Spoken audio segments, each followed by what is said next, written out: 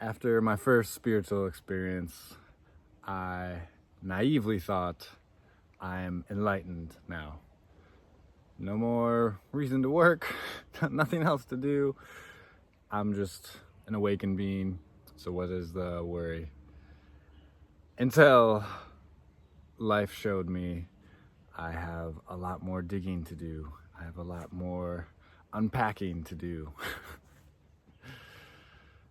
Sure, I can sit on a meditation cushion and everything's great, but the moment something in life stresses me out, I get cut off in traffic, I have a bill to pay, or something doesn't go exactly as I think it should, all of a sudden I start to get all depressed, I stress myself out, I lose my focus, all these things come up that I have to address still.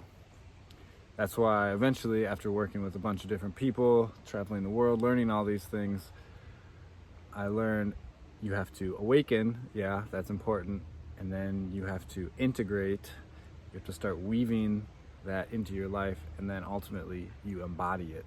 You are a walking example of what you want to offer the world.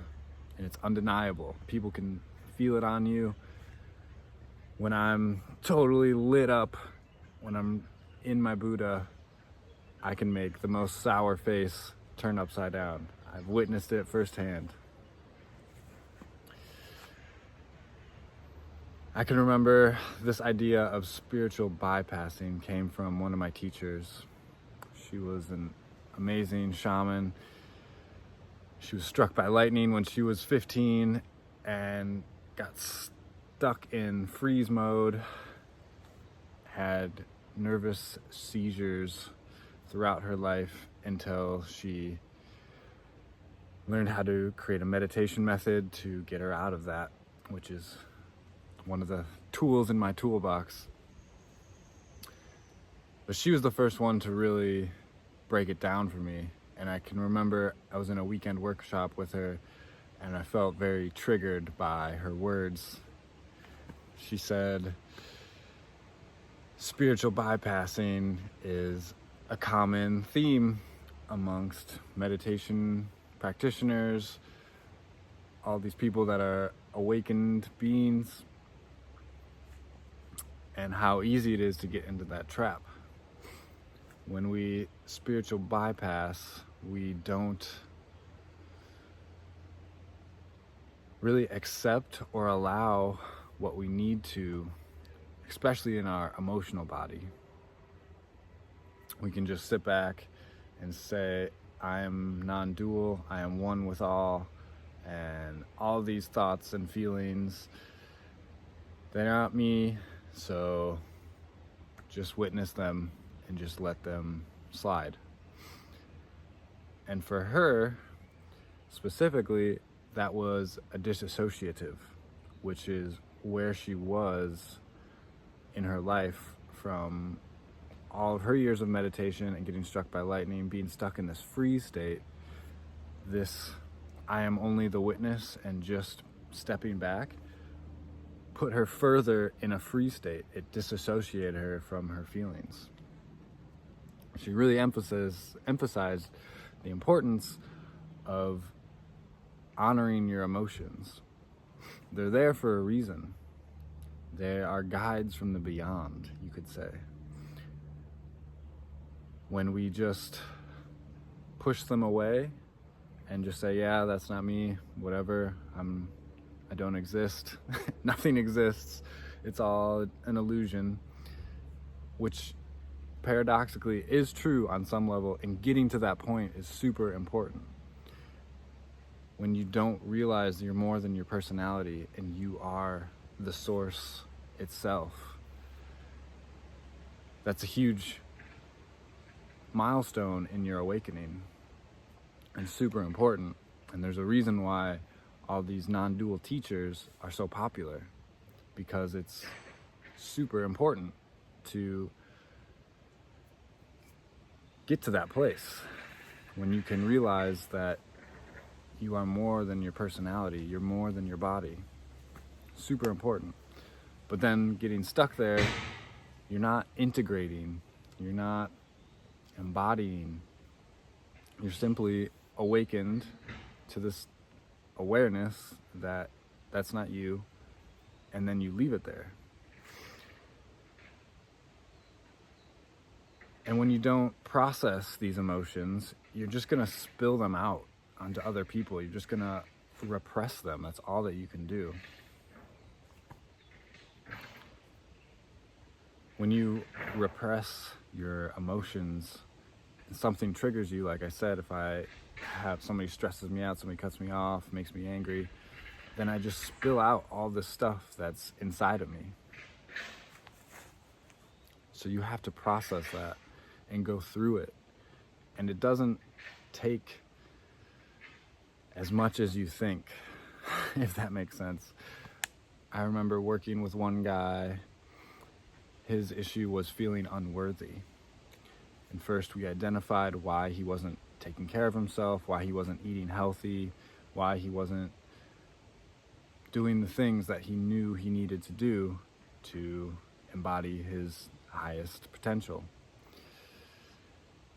So we got down to the root. All right, he feels unworthy. And then I encouraged him to allow and accept that unworthiness, and I threw him off a little bit. He's like, what are you talking about? Why would I go into this unworthiness? And the reason it's important is because you are more than that unworthiness, but what you resist persists. So you can't go through and move through this unworthy emotion.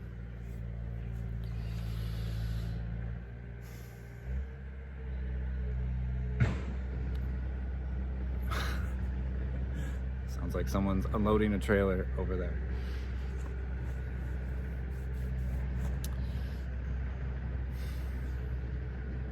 Oh yeah. And so we got him to start allowing and accepting this feeling of unworthiness. And by the end of I think we worked together for 8 weeks. By the end of the 8 weeks, he processed this unworthy emotion and was able to go into it, and then realized how illusionary it was, how it was just a protection mechanism to keep him safe. He didn't have to stay in that unworthiness because it wasn't true ultimately. And what is true will stay there. It's not going anywhere. Like, you can work through all these lower aspects of your personality and they'll transform. They'll ultimately become something greater. And that greaterness is what you really are underneath all these layers of bullshit. And so that will stay.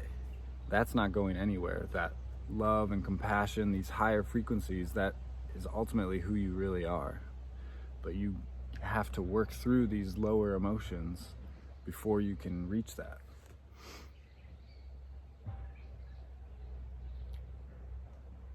I mean, and it's coming to me now that ultimately you will even move through these higher frequencies, and that non-dual